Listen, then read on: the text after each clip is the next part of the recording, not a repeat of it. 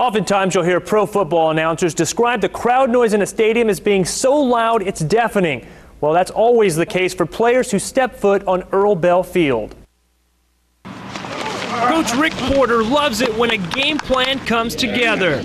But when it doesn't, let's just say there's nothing like a Coach Porter pep talk Touchdown. Fast. Don't let him push you. You go. To get his players back on the right route. Inside. Not around. But if you look closely, it's not as much what he says Over James as what he signs. You see, Coach Porter's players all have one thing in common. They're regular kids. They just don't hear.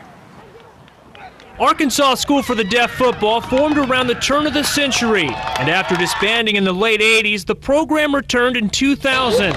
Since then, the ASD Leopards have been excelling at 8-man football. It's a fast-paced game, high scoring, a lot of excitement. We do good against here in school. 15-year-old sophomore Brandon Williams isn't completely deaf. Probably around 30 to 40% hearing loss, but it within both ears. But he, like most of his teammates, depends on his hands and eyes for more than just catching passes. I can yell their name, and then they'll turn and look, but as far as functional speech, most of them, they don't depend on it. They sign for communication. Everything from play calling to down, set, hut is done through hand signals. And you'd never guess by watching this perfectly executed pass and pitch that before suiting up this season, a football field was foreign to the majority of these players. Most of the kids, they don't know what a first down is, they don't know what a tackle is. It doesn't hurt trying anything new, so I tried and I loved it. With most of them, once they start playing, they eat, sleep, breathe football. This game is important for many reasons, but most of all, it lets these players know they can play any sport they want to. I King Jordan say the best, the deaf person can do anything except hear. Take that kind of player attitude, couple it with a coach who's passionate about his football.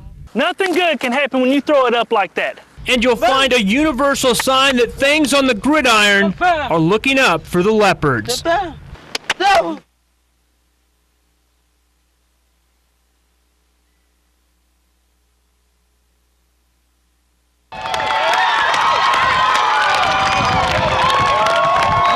The ASD Leopards won their homecoming game big this weekend, trouncing Missouri 64-18. Now here's an interesting side note. Coach Rick Porter tells us the history of the huddle traces back to a deaf football team that started huddling up so their opponents could not steal their signs. Bob, Jancy?